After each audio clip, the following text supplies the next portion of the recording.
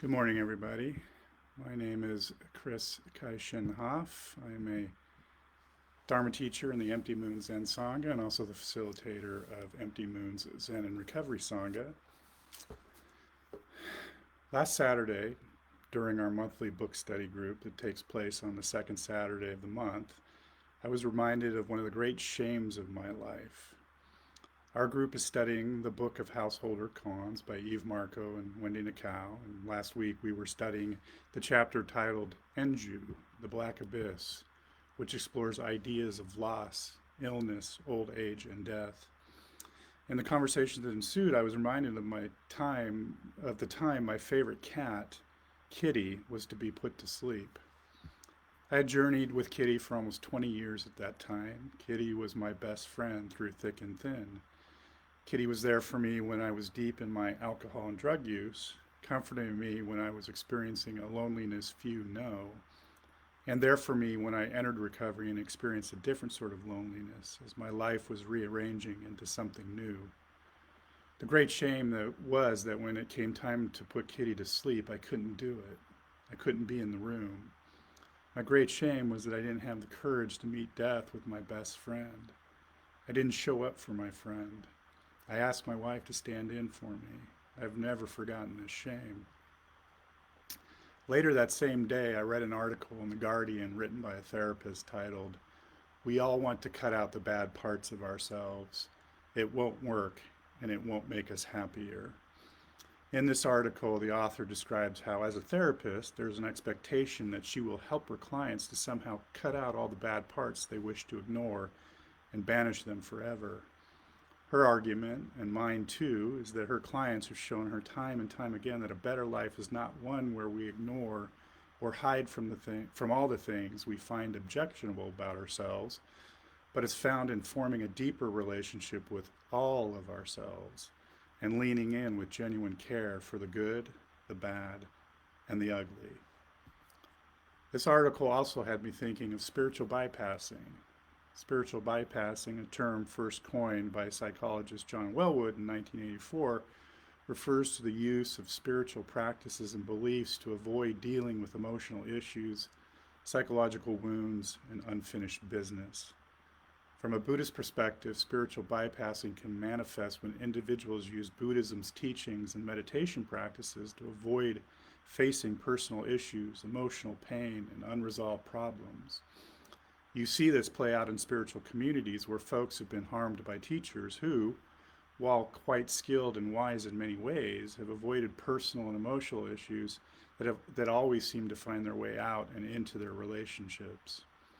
I'm always struck a little dumbfounded when this happens, but after I've had time to digest the judgment and critique that comes up for me, in my better moments, I understand that I am them too, prone to all the mistakes this human life offers up, making my equal share of harmful mistakes as well, just not in the spotlight. I suppose it's hard to blame us for wanting to ignore or hide from all the things about ourselves we can't stomach. We live in a culture that is increasingly encouraging us not to look clearly at ourselves. The last couple of decades has been ripe with leaders that promote a special brand of shamelessness. We are increasingly encouraged to point out the speck in our neighbor's eye while ignoring the plank in our own eye. Also, in this effort to not look at our shortcomings, in many cases, we would rather take on some psychiatric diagnosis as our identity than face the fact that we might just be an asshole. And in my work as a relational therapist, it's getting darn near impossible to get anyone to take accountability or make amends. Being right is the epidemic of our time. So why is this important for practitioners of Zen? Why is this turning away from the shadows of ourselves an important matter for those on a spiritual path? Well, if we can't get clear about our own suffering, how are we going to help others with their suffering?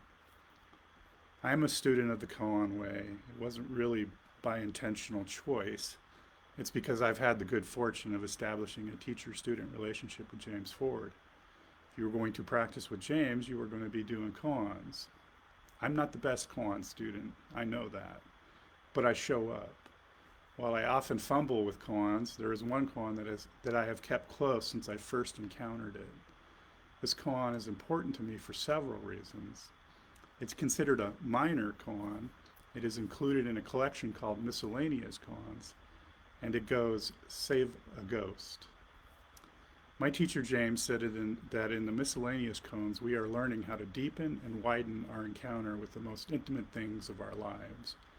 And when I first was confronted with this question, I had an experience that can best be described as transformative. This seemingly miscellaneous koan opened me up to a deep encounter with myself. I now carry it closely. It is a koan for my life, for the work I do as a therapist, and for our contemporary times. Why this koan? I suppose it's because of where it points. My teacher has written that when we use the word ghost in English, we mean something specific. We mean something left over after a person has died. We are speaking of something lingering, something that haunts. Did you hear me out? Dogen taught, to study the Buddha way is to study the self. To study the self is to forget the self. To forget the self is to be actualized by a myriad things. When actualized by a myriad things, your body and mind, as well as the body and mind of others, drop away. No trace of realization remains, and this no trace continues endlessly. If you've been around Zen a while, I'm sure you are familiar with this teaching. To study the self is to forget the self. When I first started practicing, I sort of always wondered, how do we study the self? I thought we were supposed to forget the self. The self is an illusion, a dream, full of traps and snares. That moment with that minor koan, "Save a ghost," provided a realization for my question. In 12-step recovery, there is a process by which folks are asked to study the self. It is the fourth step. The fourth step asks people in recovery to make a searching and fearless moral inventory of themselves. This step involves a thorough and honest self-examination. The purpose is to identify and acknowledge personal challenges, resentments, fears, and harmful behaviors in relationships. It's a process of self-reflection and self-awareness that requires courage and honesty. It's an act of growing up on a spiritual path. When I first embarked on this task in my own recovery, before I was ever introduced to Dogen, I heard an older gentleman say that the fourth step, this deep process of self-searching, wasn't about finding out what bad people we are, but rather finding out who we are not, removing it, and letting who we really are show up. Or as Dogen taught, to study the way is to study the self. To study the self is to forget the self. To forget the self is to be actualized by a myriad of things. Bodhisattvas everywhere. Back to shame, or my shame. The Buddha called shame the bright guardian of the world, and a noble treasure, something of such value that it could keep you from a life of regret and harm. According to Buddhist monk Thanissaro Bhikkhu, there are two kinds of shame: the unhealthy shame that's opposite of what gets described as self-esteem, and a healthy shame that's the opposite of shamelessness. In this second kind of shame that the Buddha calls a bright guardian and a treasure, Thanissaro Bhikkhu also argues that when all shame gets pathologized and is not approached mindfully, it goes underground in the mind where people can't think clearly about it, and then it sends out tentacles that spread harm all around us. The Buddha believed that with proper training, healthy shame could be a useful antidote, helping to bring the topic into the open and show that shame can be a great force for good and personal accountability. A very different conclusion than the many folks working to abolish shame, many of them in my field. In my time with him, my teacher has been clear that this project, Zen, isn't a psychological project, but rather one of awakening. Because of my profession, I suppose I will always need to be careful of the risk of psychologizing Buddhism to present something other than a path of awakening. However, my teacher has also been clear about another aspect of the path of awakening that I think psychology or therapy does have a role. That is in the project of growing up. I believe awakening is real, awakening is possible.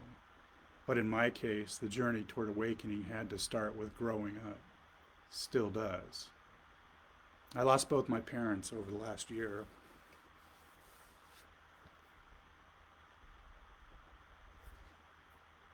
It has been a difficult time. In those losses, I have had quite a different experience from turning away during the death of my favorite cat friend Kitty. I didn't turn away with my parents. I showed up. I don't think that would have happened if I hadn't examined the shames of my life, the hard parts, the regrets.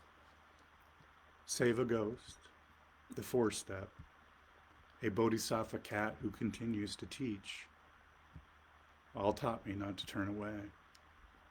Look, look, look closely, even at the scary stuff, especially the scary stuff. Thank you.